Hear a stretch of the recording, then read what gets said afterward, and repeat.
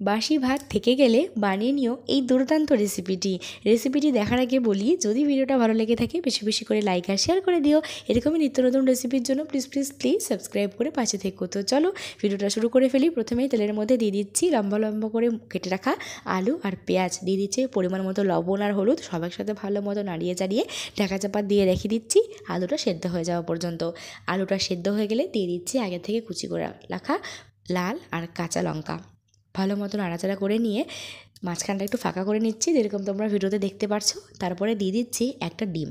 তোমরা একটা জায়গায় দুটো ডিমও দিতে পারো, আমার কাছে যেহেতু ভাতটা অল্পই ছিল তার জন্য আমি একটা ডিমই দিচ্ছি। একটা ডিম দিয়ে ডিমটাকে ভালো মতো আলুর সাথে আমি ভাজা ভাজা করে নিচ্ছি।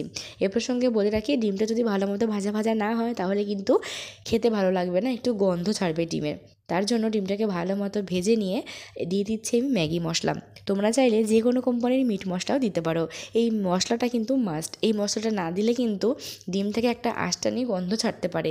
এই মশলাটা দিয়ে ভালো মতো নাড়াচাড়া করে ভাজা ভাজা করে নিয়ে দিয়ে দিচ্ছি আমাদের প্রধান উপকরণ বাসি ভাত। বাসি ভাতটা দিয়ে দিচ্ছি স্বাদ অনুযায়ী লবণ, আর দেবো সামান্য একটু চিনি, আর দিচ্ছি বেঁচে যাওয়া ম্যাগি মশলাটা। সব কিছু একসাথে ভালো মতো নাড়িয়ে চাড়িয়ে নেব। ভাতটাকে ভাজা ভাজা করে নেব 5 থেকে 10 মিনিট ধরে। তাহলেই কিন্তু আমাদের বাসি ভাত দিয়ে ভাত ভাজা একদম রেডি। ছোটোবেলায় অনেকেই এই রেসিপিটা ট্রাই করেছো আমি জানি, কিন্তু আমার ভার্সনটা আমি বললাম তোমাদের।